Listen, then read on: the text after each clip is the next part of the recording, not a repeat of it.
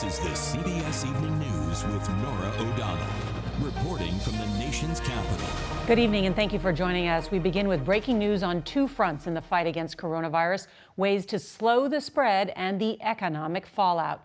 Tonight, the mayor of America's largest city, New York, is advising that everyone who goes out in public there cover their nose and mouth with a bandana, scarf, or mask.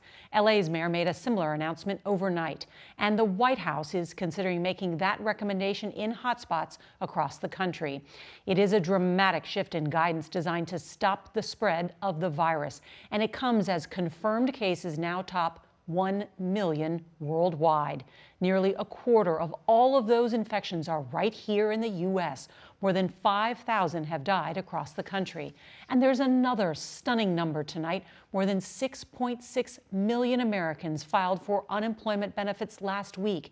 That's double the number of claims from the week before. And it is historic. Take a look at this chart that puts it in perspective. Earlier this year, weekly claims numbered in the thousands. Tonight, they reach into the millions.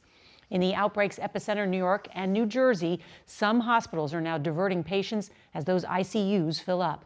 Our team is covering all of the headlines, and we'll get to that new guidance on the masks in just a moment. But Mark Strassmann leads us off tonight in Atlanta. And Mark, we just heard from the Treasury Secretary. He said those first rounds of those $1,200 relief checks could now come in 2 weeks. In 2 weeks, Nora, but in the meantime, of course, unemployment is in free fall and no one knows where the bottom is. Businesses keep closing. More people lose their jobs by the hour. Unemployment has super spread into America's second epidemic. So I'm like zero right now, so it's really stressful. Without a vaccine in sight, nearly 900,000 more Californians filed claims last week. Juan Luna lost jobs as a cashier and cook for Los Angeles' two Major League Baseball teams. His girlfriend is also pregnant. I mean, I was already stressing because I don't know how it is to, provide for a baby. Job losses in the last 2 weeks compared to 2 years during the Great Recession of 2008-2009. New York had a 358% spike in claims, roughly 366,000 people. Florida, Michigan, Ohio, Pennsylvania, and New Jersey each had six-figure job losses. We don't have a playbook for this. When I talk to economists every single day, they are scratching their heads as well. And that is the challenge here. We've not been in this place before. Today's official numbers could be higher. Just throw your hands up. Many jobless people can't get through overwhelmed state systems. It's like crash, refresh. Calls to New York's unemployment hotline skyrocketed 16,000%. Paula Robinson is a supervisor at Georgia's Department of Labor.